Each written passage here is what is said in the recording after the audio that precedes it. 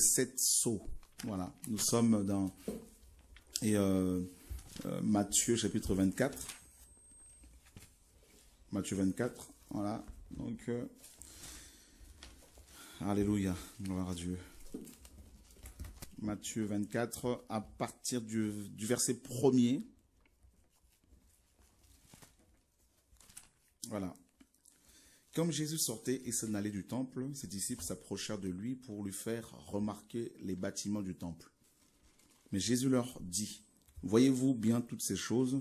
Je vous le dis en vérité, il ne restera pas ici pierre sur pierre qui ne soit démoli. » Puis s'étant assis sur la montagne des Oliviers, ses disciples vinrent à lui en particulier et lui dirent, « Dis-nous quand ces choses arriveront et quel sera le signe de ton avènement et de la fin du monde. » Voilà, donc les apôtres, bien sûr, voulaient connaître les événements donc, qui sont censés avoir lieu avant le retour de Yeshua.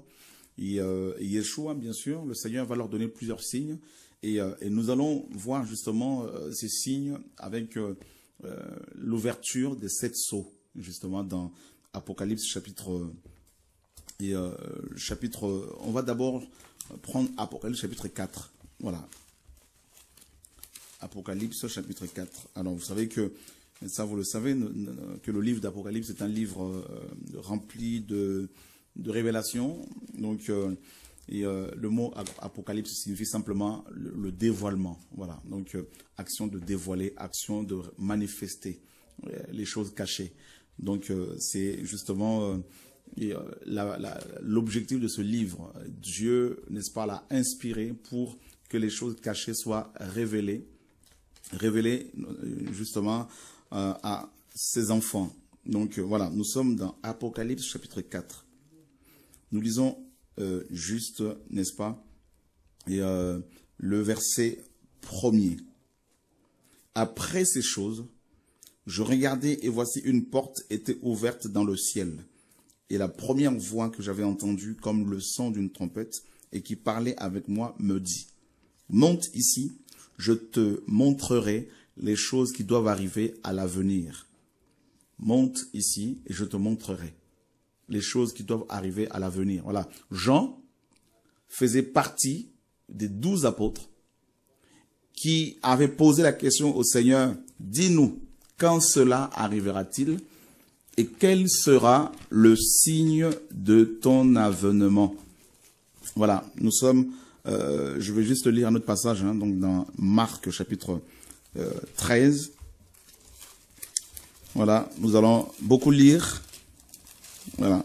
Alors, nous sommes dans Marc chapitre 13, à partir du verset 1er. Comme il sortait du temple, un de ses disciples lui dit, « Maître, regarde quelle pierre et quel bâtiment. » Jésus répondant lui dit, « Vois-tu ces grands bâtiments?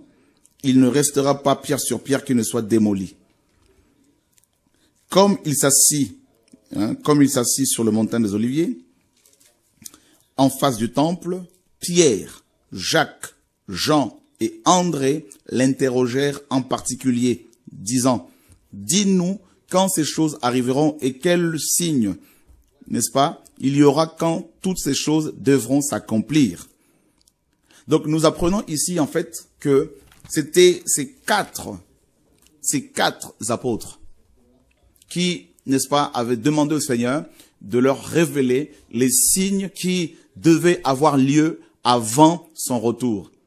Et comme vous l'avez compris, Jean faisait partie de ces 4 apôtres. Et voilà pourquoi aussi, mes amis, Yeshua dans Apocalypse 4 ici, il s'est manifesté à Jean et il a invité au ciel. Il lui dit, viens, je te montrerai les choses qui doivent arriver, qui vont arriver dans l'avenir. Parce que, en fait, ici, le Seigneur répondait à la demande, à la question de Jean. Il voulait connaître l'avenir, il voulait connaître les choses qui allaient arriver. Et Jean arrive au ciel, effectivement, et là, tac, Dieu lui ouvre les yeux et il va recevoir plein de révélations concernant justement la fin de temps, notre époque, justement.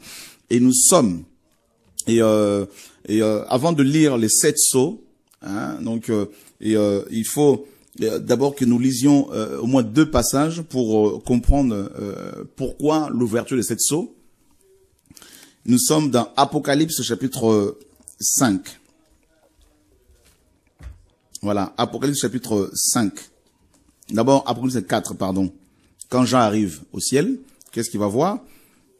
Et il dit au verset 6, Apocalypse 4, 6, « Et devant le trône, il y avait une mer de verre semblable à du cristal. Et au milieu du trône et autour du trône, 4 animaux pleins d'yeux devant et derrière. Et le premier animal était semblable à un lion. Le second animal était semblable à un veau. Le troisième animal avait la face comme un homme. Et le quatrième animal était semblable à un aigle qui vole. Et les 4 animaux avaient chacun 6 ailes, et tout autour et au-dedans, ils étaient pleins d'yeux.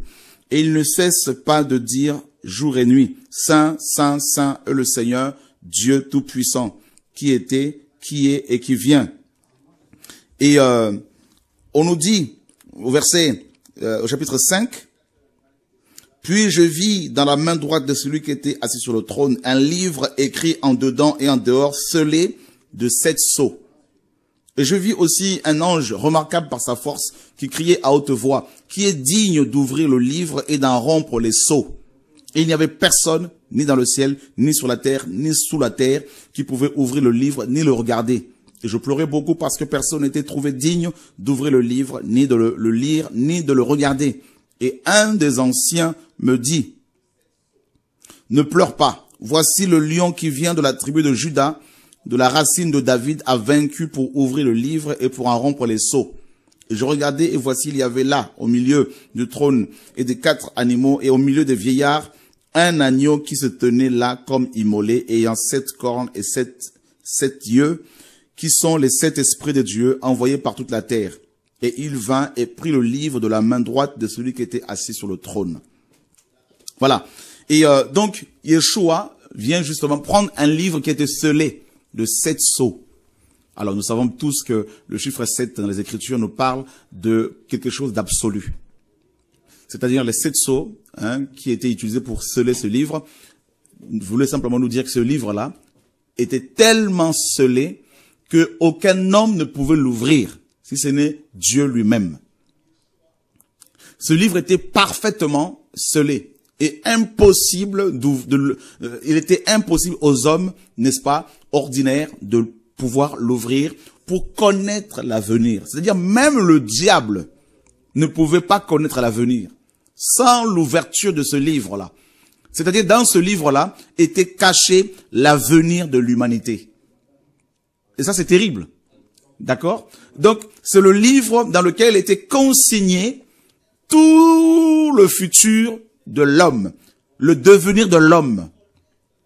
Et quel était ce livre-là, justement? Eh bien, il y a un autre prophète, ça vous le savez, dans la Bible, qui avait reçu ce livre-là, qui voulait l'ouvrir.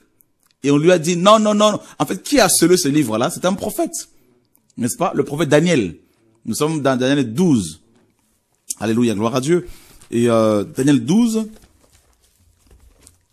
le prophète avait reçu des grandes révélations. Et rappelez-vous bien que Daniel, mes amis, est un prophète qui avait reçu les clés concernant la fin de temps, concernant les événements de la fin de temps. Donc, si vous voulez connaître la fin de temps, vous devez également lire Daniel. C'est important. Nous sommes dans Daniel chapitre 12, voilà. Et au verset 4. Mais toi, Daniel, ferme ces paroles. Ferme ces paroles. Et scelle le livre jusqu'au temps de la fin. N'est-ce pas? Et toi, Daniel, ferme, n'est-ce pas, ces paroles et scelle le livre jusqu'au temps de la fin. Donc c'est un livre qui ne pouvait être ouvert qu'au temps de la fin. Et c'est Daniel qui l'a scellé. Alléluia. Gloire à Dieu. Donc il avait reçu beaucoup de révélations, Daniel. Il a vu ce que Jean a vu. Et il voulait les écrire. On lui dit, non, scelle tout ça. Garde tout ça pour toi. Car le temps n'est pas encore arrivé. Et regardez au verset, n'est-ce pas, et au verset 9. Il répondit, va, Daniel, car ces paroles seront tenues, closes et scellées jusqu'au temps de la fin. ces paroles seront tenues, closes et scellées jusqu'au temps de la fin. Et ce livre qui était scellé, bien sûr, c'est le livre d'Apocalypse. Voilà pourquoi, mes amis, le livre de Daniel est sous-jacent au livre d'Apocalypse. Alléluia. Donc, Daniel est celui qui avait scellé ce livre-là. Alors, comme Jean voulait connaître justement les événements, les signes, n'est-ce pas, manifestes du retour de Yeshua, eh ben, il a eu le privilège justement d'être invité au ciel. Alléluia. Pour justement assister à l'ouverture du livre scellé par Daniel. Et quand il arrive au ciel, Jean, n'est-ce pas, va beaucoup pleurer. Il est au ciel, hein, et il pleure. Il pleure parce que il a compris que il ne pouvait pas accéder au futur. Il ne pouvait pas voyager dans le temps pour avoir les informations indispensables à notre salut, afin de nous prévenir sur le retour éventuel de Yeshua. Et Jean pleure, parce que le livre ne pouvait pas être, n'est-ce pas, ouvert. Alors, il pleure, et un des vieillards, un des anciens, va le voir pour lui dire, mais pourquoi tu pleures? Ne pleure pas. Voilà, il y a le lion de la tribu de Juda qui a vaincu, et c'est lui seul qui est digne d'ouvrir le livre. Voilà pourquoi, frères et sœurs, si vous voulez connaître votre avenir, une parenthèse, n'allez pas consulter les marabouts, les prophètes, les voyants. N'allez pas voir les apôtres, même moi qui vous parle. Allez voir directement celui qui est digne d'ouvrir le livre, celui qui a ouvert ce livre-là. Celui qui l'a fait sceller par son prophète et qui l'a ouvert lui-même. Allez vers lui. C'est Yeshua qui a la clé de toutes choses. Alléluia. Alors Jean pleure et on le rassure pour lui dire, mais ne pleure pas parce que justement le lion de Juda va pouvoir ouvrir ce livre. Et il a vu au milieu du trône un agneau qui était là, égorgé. N'est-ce pas? Égorgé. Donc au ciel, Yeshua a encore son sang sur lui. Du sang, parce qu'il y a la marque de ce qu'il a vécu sur terre, mes amis, pour notre rédemption. C'est magnifique. Et Jean voit ces marques-là sur lui. Agneau égorgé, agneau immolé. Il était là. Et il vient et il a pris ce livre-là. Il prend ce livre et il va rompre les 7 sceaux. Enfin, on pouvait accéder aux événements, n'est-ce pas, relatifs au retour de Yeshua. Amen. On pouvait accéder aux informations Amen. Qui nous sont indispensables. Amen. Alléluia, gloire Amen. À Dieu. Donc la Bible est le seul livre qui donne des détails Amen. Sur le futur de l'humanité. C'est le seul livre, mes amis, qui nous détaille même la manière dont Satan va finir. Donc si Satan est déjà, si sa fin est bien décrite dans la Bible, alors pourquoi le suivre? Nous savons que c'est un esprit qui a déjà échoué. Nous savons qu'il va faire de la prison pendant 1000 ans. Alors pourquoi le servir? Sorcier, venez vers Jésus-Christ. Voilà. Alléluia. Amen. Donc, on a déjà, dans la Bible, l'échec de Satan est déjà, mes amis, révélé. L'échec, n'est-ce pas, des sorciers, des démons. Alors, frères et sœurs, et mon Dieu, nous sommes dans, justement, Apocalypse chapitre 6. Donc, on a compris que ce livre est celui que Daniel avait scellé. Et quand l'agneau eut ouvert l'un des sceaux, je regardais. Vous voyez, Jean voulait regarder, il voulait comprendre, il voulait voir. C'était ça, là. Il était curieux. Et j'entendis l'un de 4 animaux qui disait comme avec une voix de tonnerre, viens et vois. C'est-à-dire, on invite Jean encore à venir et de voir, pour voir. Viens et vois. Et il dit, je regardais. Vous voyez, hein, il est curieux, il veut à tout prix voir, il faut que je sache ce qui se passe. Vous savez, quand on reçoit une vision, quand on dort la nuit, on veut tous les détails, on veut, voilà, on va zoomer. Et là, Jean est en train de zoomer. Vous voyez, il regarde et je vis un cheval blanc. Celui qui était monté dessus avait un arc et il lui fut donné une couronne. Et il sortit en vainqueur pour vaincre. Voilà un des signes que Jean reçoit concernant le retour de Yeshua. Il a vu, n'est-ce pas, cet être qui est, n'est-ce pas, ce cavalier Hein, donc on voit ce cavalier aussi, hein, il y a aussi des cavaliers dans Zacharie. Il voit ce premier cavalier qui sort et qui part pour vaincre. Et on lui a donné le pouvoir de vaincre. De vaincre quoi? De vaincre qui? Bien sûr, il est question de vaincre les hommes. Alors, allons voir rapidement dans Apocalypse chapitre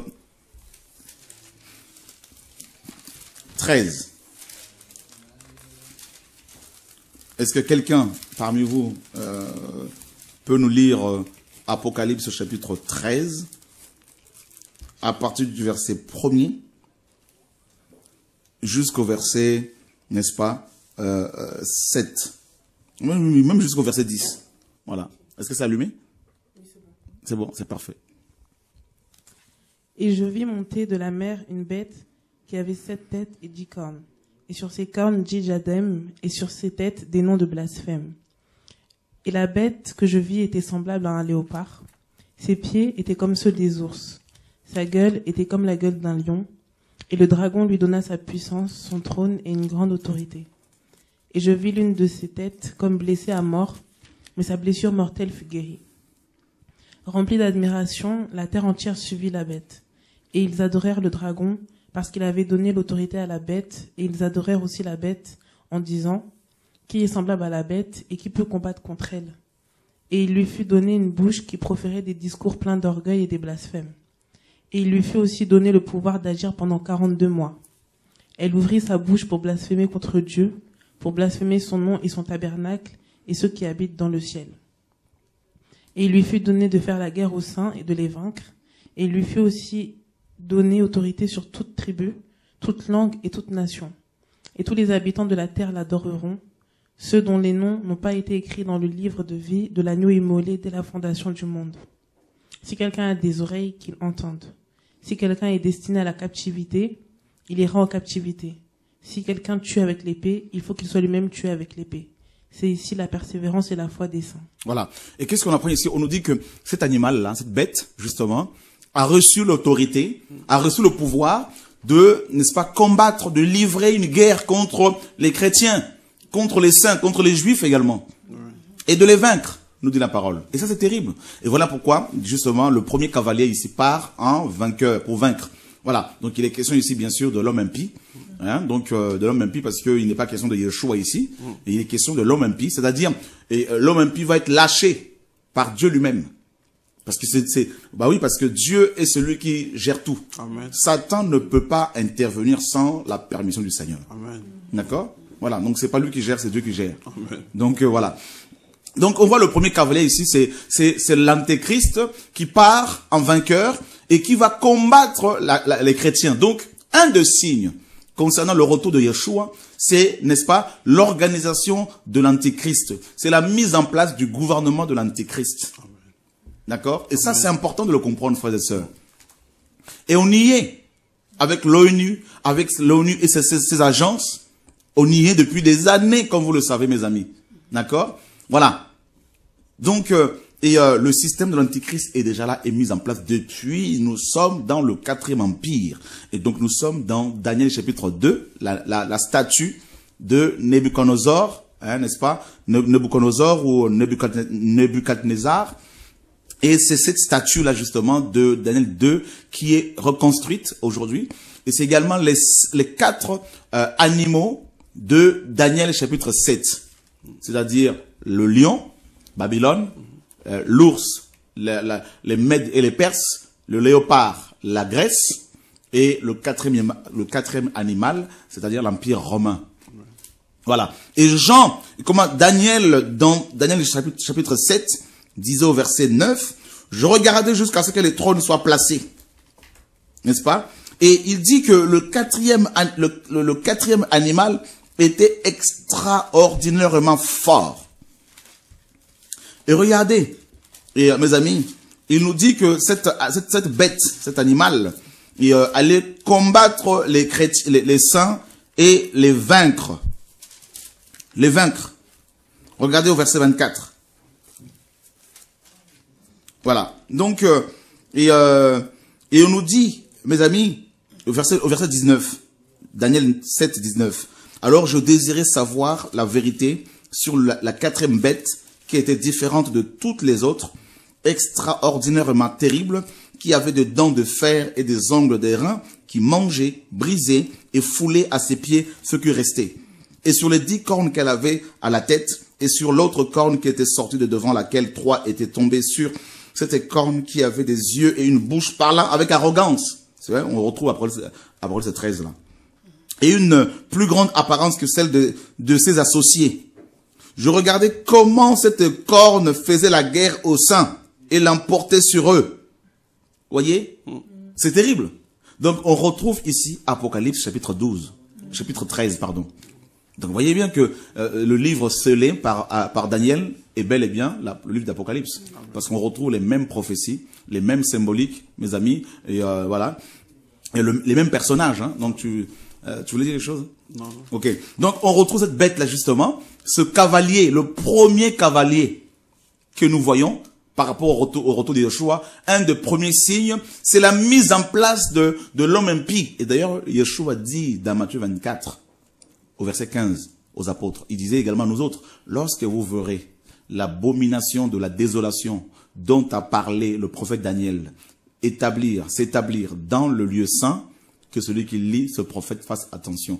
Et bien sûr, l'abomination de la désolation dans le lieu saint, n'est-ce pas, nous parle justement du gouvernement de l'Antéchrist, du temple qui va être souillé par l'Antéchrist, mes amis.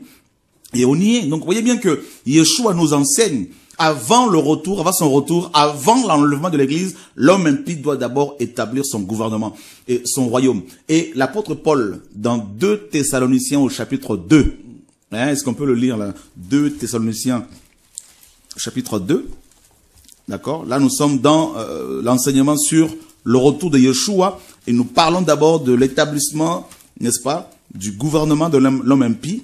Et c'est ce que les Écritures nous apprennent. Hein? Nous apprennent. Et nous sommes dans 2 Thessaloniciens, chapitre 2. Donc, c'est la page 1090. 1091. 1091, voilà. Pour ce qui concerne l'avènement de notre Seigneur Jésus-Christ et notre réunion en lui, mes frères, nous vous prions de ne pas vous laisser subitement ébranler dans votre entendement, ni troubler par une inspiration, ou par une parole, ou par quelques lettres qu'on dirait venir de nous comme si le jour de Christ était déjà là. Que personne, donc, ne vous séduise d'aucune manière, car il faut, c'est un préalable, il faut que l'apostasie soit arrivée auparavant et que l'homme de péché, le fils de la perdition, soit révélé, lequel s'oppose et s'élève contre tout ce qui est nommé Dieu ou qu'on adore jusqu'à être assis comme Dieu dans le temple de Dieu, voulant se faire passer pour un Dieu. Ne vous souvenez-vous pas que je vous disais ces choses lorsque j'étais encore chez vous? Et maintenant vous savez ce que le retient afin qu'il le soit révélé en son temps. Car le mystère de l'iniquité opère déjà, seulement celui qui le retient en ce moment le fera jusqu'à ce qu'il soit hors du chemin. Et alors sera révélé le méchant, que le Seigneur détruira par le souffle de sa bouche et qu'il anéantira par l'éclat de son avènement. L'avènement de cet impie. Donc il y a 2 avènements, celui du Seigneur et celui de l'homme impie. Mais le premier avènement, ce sera l'avènement de l'homme impie. L'avènement de cet impie se fera par la puissance de Satan, avec toutes sortes de miracles, de signes et de prodiges mensongers, et avec toutes les séductions de l'iniquité pour ceux qui périssent parce qu'ils n'ont pas reçu l'amour de la vérité pour être sauvés. C'est pourquoi Dieu leur envoie-t-il une puissance d'égarement pour qu'ils croient au mensonge, afin que tous ceux qui n'ont pas cru à la vérité, mais qui ont pris plaisir à l'injustice soient condamnés. Qui ont pris plaisir à l'iniquité soient condamnés. Vous voyez, frères et sœurs, Paul dit aux chrétiens de Thessalonique que l'enlèvement de l'Église, notre réunion en lui, ça c'est l'enlèvement. Notre réunion, donc il parle de notre réunion, donc c'est l'Église, n'est-ce pas? La réunion de l'Église en Christ. Donc voilà, quand on sera ravi au ciel, enlevé au ciel. Et Paul dit avant justement l'enlèvement, avant l'avènement physique, c'est-à-dire le retour de Yeshua sur terre avec l'Église pour, n'est-ce pas, juger les nations, mettre en place son gouvernement terrestre, restaurer Israël. Avant ces choses, il faut, n'est-ce pas, que l'homme impie soit, n'est-ce pas, manifesté, révélé. C'est un préalable. Et on y est, mes amis, on y est. Ne me demandez pas, frère, ce qu'est l'homme impie. Priez, Dieu vous montrera. On y est, frères et sœurs. Son système est en place depuis des années. Mais l'homme impie est là. Il n'y a qu'à voir, mes amis, l'état de nos pays, de nos églises, aujourd'hui, pour comprendre que l'homme impie est celui qui contrôle la majorité des églises, de dénominations. Toutes les dénominations, déjà, sont sous son pouvoir. Voilà. Donc, voilà le premier cavalier qui sort. C'est très significatif. Le premier signe qui sort, Jean a vu, l'a vu. C'est l'homme impie et il part en vainqueur. Donc ça veut dire qu'il va y avoir de plus en plus une grande persécution contre les vrais chrétiens dans le monde entier. Et effectivement, avec des lois de plus en plus impies, antichrist qui sont votées, eh ben, l'homme du péché, c'est l'homme sans loi. L'antichrist, c'est ça, son nom véritable. C'est l'homme sans loi. Voilà. Donc c'est un homme, c'est un dictateur, c'est l'homme du péché, c'est l'homme du péché, c'est le méchant. Et la Bible nous dit dans Ésaïe, justement, chapitre 11, quand lorsque le méchant viendra, l'esprit du Seigneur, n'est-ce pas? Et quand il viendra comme un fleuve, l'esprit de Yeshua le mettra en fuite. Nous sommes dans Ésaïe, je crois que 59. Et sinon, dans Ésaïe chapitre 11, il est dit que le Seigneur détruira le méchant par le souffle de sa bouche, par son esprit. Voilà. Donc, vous voyez bien, frères et sœurs, que les temps sont vraiment difficiles. L'homme impie, le méchant, se met en place, son système, son gouvernement, et on y est, le 4e empire, la statue de Nabuchodonosor est complètement reconstituée, reconstruite, mise en place, avec le gouvernement mondial, le nouvel ordre mondial, ces signes sont là. Voilà pourquoi de plus en plus vous entendrez parler des, n'est-ce pas, des fusions des pays, des fusions des multinationales, des banques, des fusions de grands groupes. Voyez, donc parce que le monde est devenu un petit village, une petite frontière pratiquement. Voilà, donc on y est, le 4e cavalier, et il part en vainqueur. Dieu lui a donné ce temps-là, et c'est pour cela que les vrais chrétiens doivent comprendre que la persécution, frères et sœurs, la persécution va s'intensifier contre nous, contre eux. Et voilà. Donc ça, c'est le premier cavalier, l'homme impie. Bon, il y a beaucoup de choses à dire là-dessus. On va pas forcément rentrer dans les détails. On veut, vous savez, c'est vrai qu'en une soirée, en une semaine, on pourra pas déjà développer les 7 sceaux. Il faut des mois et des mois. Et voilà. Donc, le gouvernement de l'impie est déjà là. Mais je pense qu'on aura toute une soirée ou toute une semaine pour parler de ce premier cavalier. Et je ne veux pas trop m'attarder là-dessus, parce que je veux plutôt m'attarder sur les autres sceaux. Et toujours dans Apocalypse chapitre 6. Regardez le 2e sceau, et au verset 3. Et donc, vous voyez, le premier cavalier, il a un cheval blanc. Vous voyez la séduction? L'ennemi qui se déguise en ange de lumière. Vous voyez? Voilà, c'est terrible, hein? Donc, parce que Satan sait que les chrétiens peuvent facilement être séduits s'il vient avec une apparence pieuse. Voilà, l'apparence de piété. Et voilà pourquoi vous verrez beaucoup de sectes aiment beaucoup s'habiller en blanc. Voilà. Donc, et derrière ça cache en fait le péché, la noirceur, tout ça, les ténèbres. Voilà. Donc, on va peut-être un jour développer là-dessus. Parce qu'il y a beaucoup de choses à dire là-dessus. Et au verset 3, il est dit, « Et quand il eut ouvert le second sceau, j'entendis le second animal qui disait, viens et vois. » Il fallait que Jean voie toutes ces choses. Et il sortit un autre cheval qui était roux. Et il fut donné à celui qui était monté dessus de pouvoir ôter la paix de la terre, afin que les hommes se tuent les uns les autres. Et il lui fut donné une grande épée. Donc, la mission du 2e cavalier, c'est d'enlever la paix.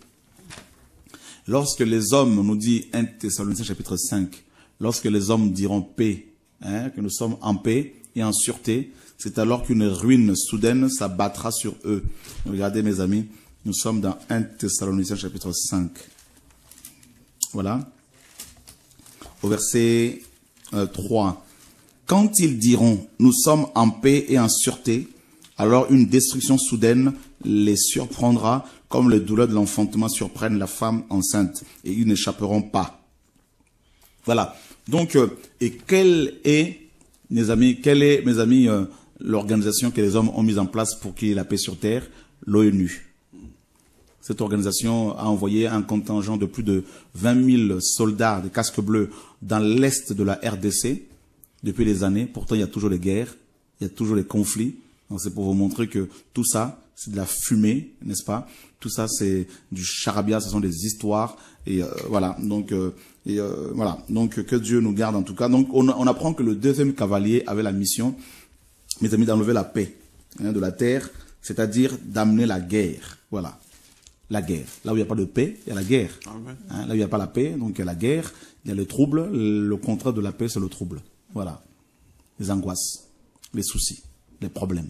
Et quand, mes amis, on regarde depuis que, mes amis, cette prophétie a été libérée, c'est-à-dire nous sommes dans les années 95 ici, après Jésus-Christ. Jean était un vieillard sur l'île de Patmos, il avait à peu près 80 ans. Et quand on regarde de cette période à nos jours, mes amis, le nombre de conflits qui ont frappé notre monde, la terre, et légion, ces conflits sont, mes amis, multiples, n'est-ce pas? Et vous savez également que le monde a connu deux grands conflits majeurs, les deux premières guerres mondiales.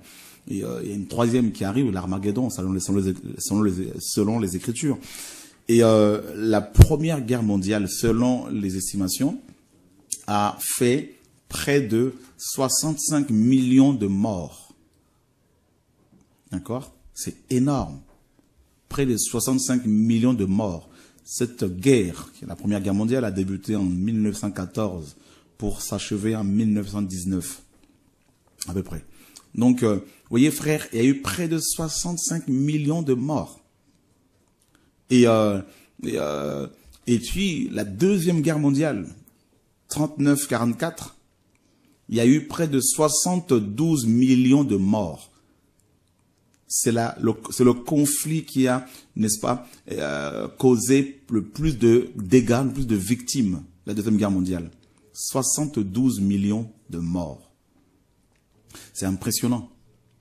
Et vous savez, actuellement, de notre génération, dans notre génération, savez-vous le conflit, connaissez-vous le conflit qui a causé le plus de victimes, qui a occasionné le plus de dégâts?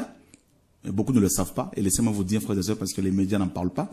Eh ben, c'est la guerre qui a lieu, n'est-ce pas, dans l'est de la RDC. Dans l'est de la RDC. Mes amis, cette guerre fait des dégâts terribles. Depuis 1998, cette guerre a été déclenchée, n'est-ce pas? Cette guerre a fait plus de 6 millions de morts. C'est le troisième conflit majeur, mes amis, que le monde ait connu et qui a occasionné autant de victimes. Et on n'en parle pas. Et quand je suis tombé sur un article qui parlait de ça, j'ai été outré. Comment cela est-il possible? Autant de morts, mes amis, dans notre génération, à nous, avec une organisation pour amener la paix sur Terre, soi-disant, l'ONU. Vous vous rendez compte, frères et sœurs? Plus de 6 millions de morts, rien que dans l'Est de la RDC. Parce que bien évidemment, regardez la suite logique des autres sceaux, des autres cavaliers. Et on parle de la mort, donc il y a la famine, troisième cavalier, parce que une guerre occasionne forcément la famine. Voilà, donc occasionne quoi? Des maladies, des troubles. Vous voyez, frères et sœurs, c'est impressionnant. Donc, on va vraiment beaucoup plus s'attarder sur le deuxième cavalier et le troisième cavalier. C'est-à-dire la guerre ou les guerres et la famine. Voilà. C'est terrible, les conflits ethniques qu'il y a actuellement. Les organisations, mes amis, les sociétés qui fabriquent les armes sont légion aujourd'hui. Et ça produit, ça rapporte des milliards et des milliards. Et des milliards, des millions de vies sont malheureusement décimées, sont détruites, des foyers brisés à cause de l'avidité de l'homme. Que Dieu nous garde. Donc, le deuxième cavalier, mes amis, justement, est celui qui va provoquer, n'est-ce pas, qui va être à la base de toutes les guerres, n'est-ce pas? Et comme vous l'avez appris, et donc la Première Guerre mondiale a causé près de 65 millions de morts. Et ça, c'est l'estimation la plus haute. et la plus importante. Et voilà. Et la Deuxième Guerre mondiale a causé près de 72 millions de morts, de victimes, mes amis. Voilà, donc c'est quand même impressionnant. Et il y a des guerres actuellement, au moment où je vous parle, comme vous le savez, il y a des guerres dans le monde. Il y a des guerres, il y a des conflits entre Israël et la Palestine. Il y a des conflits entre la Russie actuellement et l'Ukraine. Il y a beaucoup de victimes, beaucoup de morts, hein, aux portes de l'Europe. Vous vous rendez compte, frères et sœurs? Il y a des conflits en Amazonie avec les FARC et tout ça. Et il y a des conflits presque dans beaucoup de pays africains. Et il y a des conflits en Syrie actuellement, donc une guerre en Syrie. Et vous voyez, la terre est sur une poudrière. Pourquoi? Parce que, eh ben justement, le deuxième cavalier, c'est-à-dire la guerre, est en train de travailler. Le cheval roux. C'est la guerre. Et vous savez que, mes amis, la Russie possède près de 16 millions d'ogives, 16 millions de, n'est-ce pas, bombes atomiques. 16 000, pardon, excusez-moi, 16 000 ogives, 16 000 bombes atomiques. Et rien qu'avec ces 16 000 bombes atomiques là, juste avec ça là, mes amis, la Russie peut pulvériser presque toute la terre, toutes les nations. C'est impressionnant. Et les États-Unis, 9 000 bombes atomiques. La Russie, 16 000 bombes. Les États-Unis, 9 000, n'est-ce pas? Et la France, près de 300. L'Angleterre, près de 250. Voyez? La Chine, près de 300. L'Inde, entre 40 et 50. Le Pakistan, entre 50 et 60. Voyez? Et Israël, bien sûr, également, Israël est aussi une puissance nucléaire, mais on ne sait pas combien d'ogives cette nation possède. Et l'Iran, pour votre information, l'Iran, beaucoup de gens ne le savent pas. J'ai eu une vision pendant que je dormais il y a quelques mois, où Dieu me disait que l'Iran a déjà la bombe atomique. Donc, vous vous rendez compte, frères et sœurs?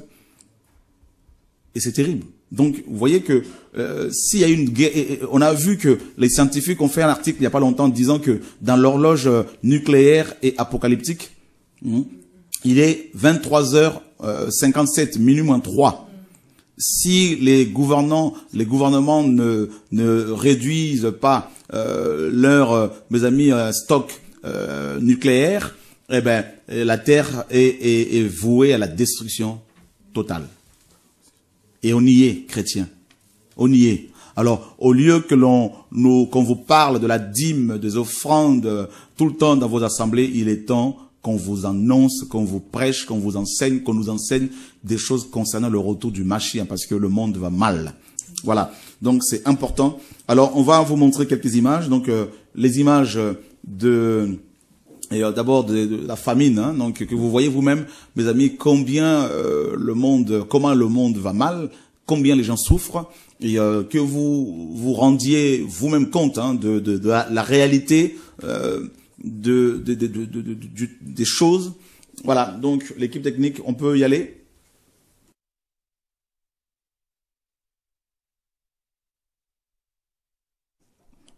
Voilà. Voilà, donc vous voyez comment les enfants, ça encore, c'est une image qui est passable. Hein, donc on va montrer d'autres images où les gens sont complètement, mes amis, amaigris et voilà.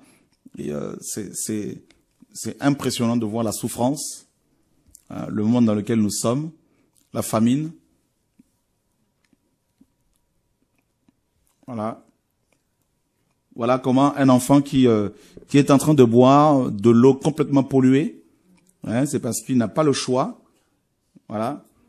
Donc, l'image, voilà cet autre enfant, et mes amis complètement amaigris et qui, de manière désespérée, cherchent à se procurer de la nourriture. Voilà le monde dans lequel nous sommes, les temps dans lesquels nous sommes. C'est la famine, c'est le troisième sceau, c'est le troisième cavalier qui frappe. Le Seigneur a dit qu'il y aura de plus en plus la famine. Et donc, ce sont des cavaliers qui sont à la base de cela. Ce sont des démons. Hein, parce que ces cavaliers ne sont pas, bien sûr, les anges de Dieu. Ce sont des démons qui sont lâchés sur la terre. Mes amis, regardez des enfants ici qui sont en train de chercher de la nourriture dans les ordures. hein, dans les décharges carrément. Ce sont des décharges, hein, donc en plein immondice là, ils sont en train de chercher un petit bout de pain, un petit bout de viande, voilà. Alors que chez nous, chez vous, on gaspille, hein, donc de la nourriture, voilà. Et voilà ce que certaines personnes vivent. Hein, donc nous sommes au 21e siècle, n'est-ce pas, où on est censé être beaucoup plus évolué, beaucoup plus intelligent sur le plan scientifique, technologique, philosophique, n'est-ce pas, soi-disant. Voilà. Donc on a encore des gens qui souffrent comme ça, parce que justement, les esprits travaillent. Le monde va mal. Et regardez les guerres, hein, donc des cadavres partout. Voilà les réalités. Ça, nous sommes dans l'est de la RDC, hein, si je ne me trompe pas. Voilà, donc des enfants qui sont massacrés. Voilà, donc voilà les réalités de ce que certaines personnes vivent. Voilà comment des cadavres sont empilés, compilés comme ça, empilés, hein, et les uns sur les autres. Et ça, je crois que ce sont c'est Hitler, je crois, si je ne me trompe, hein. Voilà, donc ça, c'est la Deuxième Guerre mondiale. Des images complètement, mes amis, horribles, hein, et voilà, la méchanceté humaine. Voilà, donc voilà les dégâts que causent, mes amis, ces cavaliers qui sont lâchés, n'est-ce pas? Voilà, et des villes complètement soufflées, détruites, rasées, n'est-ce pas, de la carte du monde. Et voilà, donc on va revoir encore quelques images hein, par rapport à la famine, hein, Eric. Et, merci s'il n'y a pas d'autres images là. Voilà, donc les gens, mes amis, voyez comment les gens souffrent, les gens sont complètement désemparés. Et le monde va mal. Voilà, les cavaliers sont lâchés, comme vous le voyez. Hein, donc des signes sont là. De plus en plus, il faut que vous soyez informés de toutes ces choses. C'est important, c'est capital, parce que celui qui n'est pas informé, mes amis, peut facilement se faire manipuler. Et l'information est aussi est importante. Or, nous parlons ce soir de la prophétie biblique concernant le retour de Yeshua. Donc, la prophétie biblique nous informe aussi.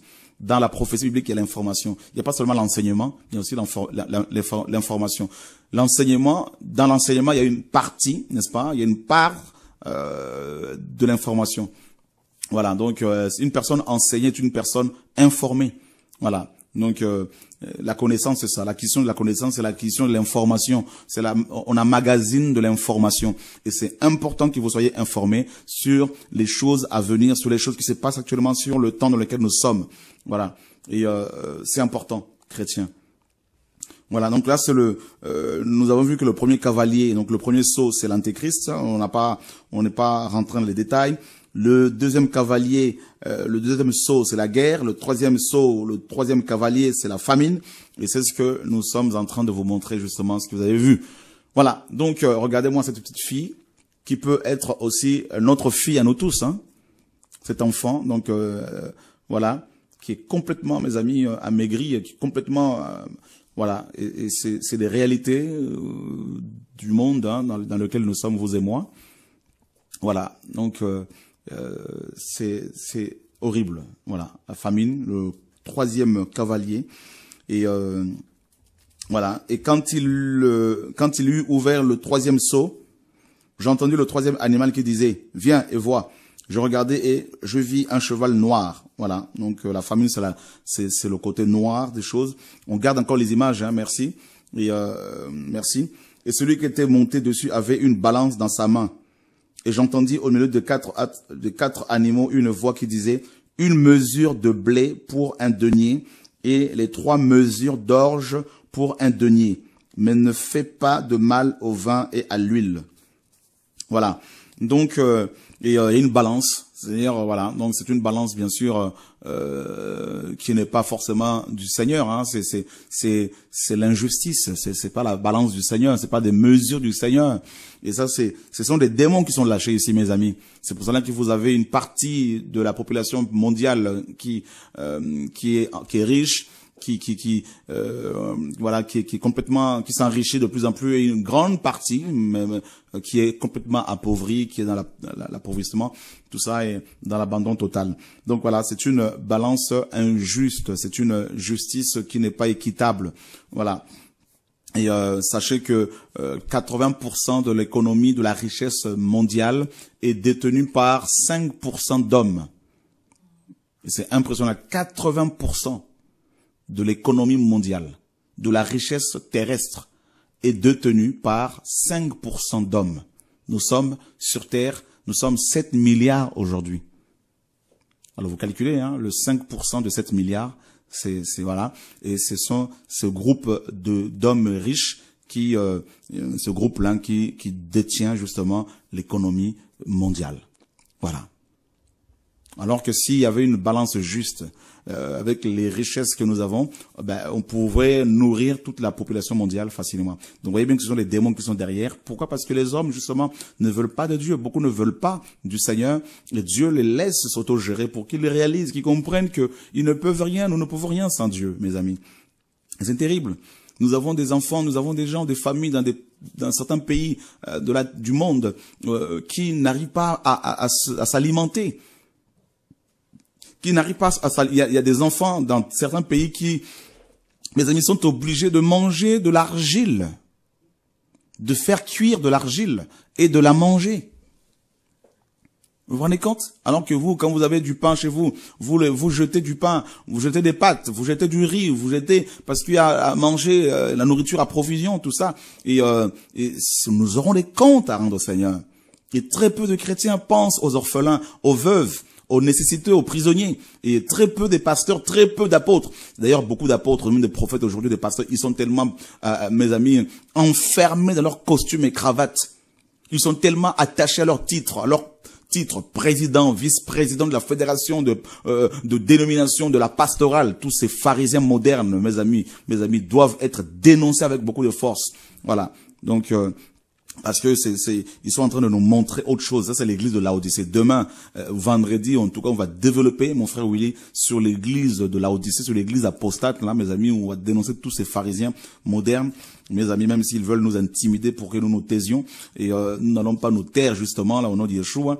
Au contraire, plus vous nous attaquez, plus on est requinqué, on est fortifié, on est encouragé, boosté pour pouvoir, justement, dénoncer vos œuvres, n'est-ce pas, qui sont des œuvres mortes. Avec vos associations, avec vos bishops, vos amis pasteurs, vous vous associez avec eux pour devenir plus forts, au lieu d'être des hommes et des femmes solitaires comme Élie avec le Seigneur, et marcher avec les frères et sœurs qui craignent Dieu. Voilà. Donc, continuez vos associations. Dieu va tout briser bientôt au nom de Yeshua, parce que la pierre qui se détache sans le secours d'aucune main revient bientôt pour briser votre statue, là, que vous avez construite, là, mes amis, là. Et mes amis, soyons vraiment dans la prière, parce que Yeshua revient.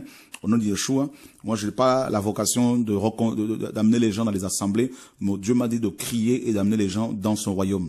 Voilà. Alors, vous qui êtes attachés aux bâtiments, aux maisons, je sais pas quoi, à vos assemblées locales, si Dieu n'est pas là-dedans, mes amis, c'est le temps de prendre vos jambes à vos coups et de sortir de là. Si l'on vous parle la dîme matin, midi, soir, ou même, vous savez que la dîme, c'est la loi, il faut plus la payer. Si l'on vous parle de l'argent matin, midi, soir, s'il n'y a pas un évangile, l'évangile pur et véritable qui élève Dieu, qui glorifie Dieu, qui élève Yeshua, c'est simple, hein, quittez ces assemblées, c'est simple. Voilà. Vous n'êtes pas sauvés, vous n'avez pas été libérés à la croix pour aller enrichir ces hommes, n'est-ce pas, qui vous aveuglent, qui n'arrivent même pas à soutenir les veuves, les orphelins, les étrangers, les gens qui sont dans la souffrance. Et qui sont là pour amasser pour eux, et qui sont tout le temps en costume et cravate, en train de vous narguer, de se glorifier de leur, mes amis, enrichissement, de leur richesse. Il est l'heure que les chrétiens véritables ouvrent les yeux, parce que Yeshua revient. Il est l'heure de sortir de la torpeur spirituelle, ce sommeil, mes amis, là. Il est l'heure de sortir de la religiosité pour pouvoir servir le Seigneur. Voilà. Moi, je ne suis pas non plus parfait, attention. Je suis en train de crier simplement, voilà. Ce que Dieu m'a dit, il faut crier, il faut enseigner mon peuple. Chacun prend ce qu'il a à prendre. Voilà. Dieu, au moins devant Dieu, je serai quitte. Voilà. J'aurai fait ma mission. Voilà. Donc, nous ne dénonçons pas les autres églises pour construire des églises à côté, amener les gens là-dedans. C'est pas ça. Mais nous encourageons les frères et sœurs, nous encourageons les pasteurs qui aiment la vérité et qui, des apôtres, des prophètes qui établissent des assemblées ici et là pour libérer les chrétiens, pour les former et les laisser avec le Seigneur. Ceux-là, on les encourage. Et nous ne voulons pas encourager les gourous qui sont là pour régner sur leur bâtiment comme des maîtres et qui vont faire des enseignements pour dire, mes amis, qu'il faut pas dénoncer, nous avons reçu le ministère de la réconciliation, alors il faut rien dénoncer. Alors que Paul dit qu'il faut pas prendre part aux œuvres des ténèbres, qui sont infructueuses, mais il faut les dénoncer. N'est-ce pas? Ces hommes qui ont dénoncé hier, aujourd'hui, ils font allégeance à l'homme impie, à la bête, à la femme d'Apollon du 7. Ils retournent à leur vomi et ils ne veulent plus parler. Ça, c'est votre problème. Mais je continuerai à parler, à vous dénoncer jusqu'à la fin au nom de Yeshua. Voilà. De toute façon, vous n'allez même pas m'enfermer, vous n'allez m'amener nulle part. Je crains Dieu qui, n'est-ce pas, est le seul à détruire le corps, l'esprit et l'âme. Voilà. Que Dieu soit béni. Oui, quand on voit ces choses-là, on ne peut pas se taire. C'est pas possible. Les temps sont difficiles. Vous voyez, les signes sont là. Le retour de Yeshua, mes amis, provoque toutes ces choses-là. Voilà. De plus en plus de... Et d'ailleurs, vous savez que beaucoup de nations occidentales, notamment aux États-Unis, beaucoup de scientifiques sont en train de voir quels sont, mes amis, les futurs denrées. Ils sont en train de trouver, de chercher. Ils cherchent les futurs denrées alimentaires pour pouvoir nourrir, mes amis, les 7 milliards d'individus que compte, mes amis, la Terre. Et parce que ils se rendent compte qu'il y a de plus en plus, mes amis, il y a des problèmes par rapport aux denrées alimentaires, par rapport à la nourriture. Et voilà. Donc, alors, qu'est-ce qu'il faut faire? Alors, ils sont en train de trouver d'autres moyens. Voilà. D'autres choses pour pouvoir alimenter, nourrir les hommes. Alors ils vont se tourner vers les insectes, tout ça, et de la nourriture avec beaucoup de chimie, beaucoup de produits chimiques, tout ça. Et c'est grave. En fait, c'est du poison, tout simplement. Et ça provoque tous ces cancers, comme vous le savez. On est vraiment à la fin. Voilà, on est vraiment à la fin. Alors l'homme a tellement faim qu'il est prêt à manger n'importe quoi, à boire n'importe quoi. Voilà notre génération, frères et sœurs. Et c'est grave. Et les temps sont vraiment difficiles. Donc, vous voyez, le deuxième et le troisième cavalier font aussi beaucoup de dégâts, frères et sœurs. Donc, les guerres, il y en aura de plus en plus. Hein, même dans les églises, il y a de guerres de plus en plus. La guerre des chefs, tout ça. Et ça, on connaît, même les églises, aujourd'hui, se font la guerre. Hein, les dénominations, on a même la guerre de 100 ans, la guerre de la religion. N'est-ce pas, catholiques et protestants. Donc, et on subit cette guerre-là. Moi-même qui vous parle, vous savez que, comme vous savez, je suis tellement combattu. Et il y a pas seulement, c'est pas seulement moi, mais des frères et ceux qui aiment la vérité sont combattus, traités de tout le nom. C'est une guerre. Donc, c'est le cavalier, là, mes amis, le deuxième cavalier qui est à la base de cela. Toutes sortes de guerres, voilà. Donc, il provoque aussi des guerres dans les cités, voyez, le terrorisme et tout ça. Et notre monde connaît, mes amis, une croissance exponentielle des troubles, des conflits entre les races, des conflits entre les peuples, des conflits entre les ethnies, entre les tribus, des conflits entre les régions, entre les pays, entre les royaumes. Le Seigneur a dit, un royaume se lèvera contre un royaume. Il y aura des guerres partout. Il a dit dans Matthieu 24, dans Luc chapitre 21, dans Marc chapitre 13. Voilà, et on y est, mes amis, on y est, et voilà, donc ce sont les signes qui nous attestent que Dieu n'est plus loin. Alors, il y a un autre sceau qui nous parle des étoiles qui vont tomber du ciel, donc là il est question bien sûr aussi des démons qui vont tomber sur le plan spirituel, et sur le plan physique et matériel, il est question bien sûr des astéroïdes. Voilà, vous savez qu'il y a près de 5000 astéroïdes qui nous menacent chaque jour, et ça très peu de gens le savent. Donc, près de 5000.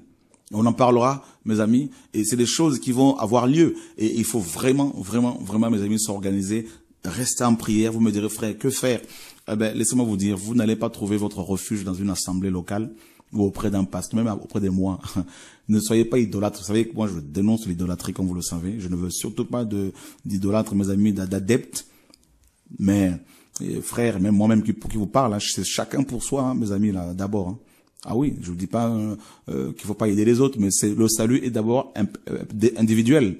Paul dit à Timothée, veille sur toi-même et sur ton enseignement, car en agissant ainsi, tu te sauveras toi-même et tu sauveras ceux qui t'écoutent. Donc si je ne suis pas sauvé, comment voulez-vous que je vous sauve?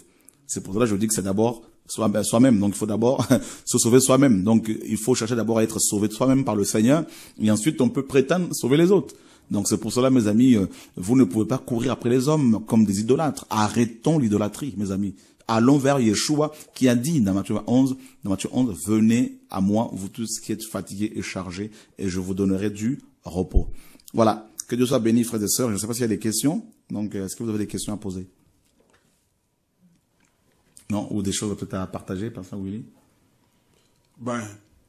tout vient d'être dit. Pour moi, je ne vois pas comment on va encore ajouter, parce que le Seigneur, après avoir parlé, il dira que celui qui a les oreilles pour entendre, qu'il entende. Voilà, c'est ça.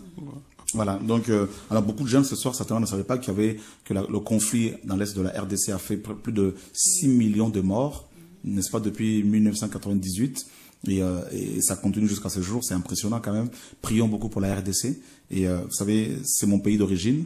Et je suis français, comme vous le savez, mais d'origine congolaise. Et quand je vois cette nation qui est secouée comme ça fait mal au cœur. Et nous prions que le Seigneur intervienne, vraiment. Et voilà, nous bénissons tout le monde, nous bénissons les autorités, que Dieu soit béni. Mais nous ne pouvons pas, bien sûr, rester sans avertir, sans, mes amis, témoigner de ce que nos amis, nos familles, nos parents, nos sœurs, nos frères et sœurs vivent. Voilà. Donc il y a des femmes qui sont violées avec des bâtons, avec des bâtons, avec des bâtons de mortier, avec voilà. Donc c'est quand même, c'est sale, c'est horrible. Il n'y a pas de mots pour décrire ces atrocités. Et voilà. Mais on pourrait se demander, en fait, puisque Dieu est amour, pourquoi a-t-il laissé envoyé plutôt tous ces phénomènes, la guerre, la famine, etc. D'accord. En fait, c'est pas Dieu qui les envoie. En fait, c'est simple. Le Seigneur, quand il a créé Adam et Ève, quand il nous a créés, il nous a dit clairement, hein, Adam et Ève, il faudrait surtout pas, il fallait lui obéir, il fallait pas manger ce fruit. Voilà. Donc, la désobéissance d'Adam et Ève a engendré tout ça. Ok, d'accord. Simplement. Voilà. Donc du coup, ces esprits, ces cavaliers, ce sont des démons, veulent à tout prix détruire la terre. Et c'est Dieu justement qui les freine. Donc ils ont des limites à ne pas franchir. Okay. Et aussi parce que l'Église est là. Et quand l'Église va partir, ça va être encore plus chaud, ça va être encore plus dangereux, plus terrible. Voilà, c'est terrible. Donc voilà. Donc on a voulu vraiment, frères et sœurs, cette semaine. De toute façon. Cette année, tout au long de cette année, nous allons beaucoup parler du retour de Yeshua. Et comme je vous ai dit dès le début de cette année, que nous ne voulons pas nous distraire. On n'a plus le temps de la distraction. On n'a plus le temps, il ne faut pas se focaliser sur les détracteurs, sur les gens. Les chiens aboient, la caravane passe. Ne vous arrêtez pas sur vos problèmes personnels, sur vos soucis, tout ça. Il faut vraiment comprendre que le temps est venu où l'Église doit se sanctifier, se purifier pour les noces. Voilà, pour le retour du Mashiach.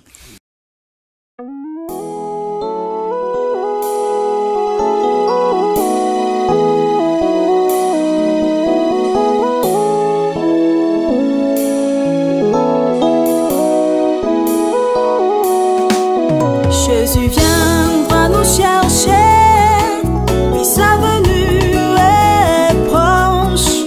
Réveillons-nous du sommeil de nos inquiétudes. Il viendra nous chercher pour la nouvelle Jérusalem, où il n'y aura plus les soucis de ce monde. Oui, je combattrai le bon combat de la foi. Je veux achever la course, oui, je garderai la foi. Il y a la couronne de justice me réservée auprès du Père. Je veux persévérer avec Jésus pour le voir un jour, il viendra. Jésus viendra nous chercher. Sa venue est proche. Sa venue est proche. Du sommeil de nos inquiétudes, il viendra nous chercher. Pour la nouvelle Jérusalem, Pour la nouvelle Jérusalem, de ce monde. Jésus viendra nous chercher.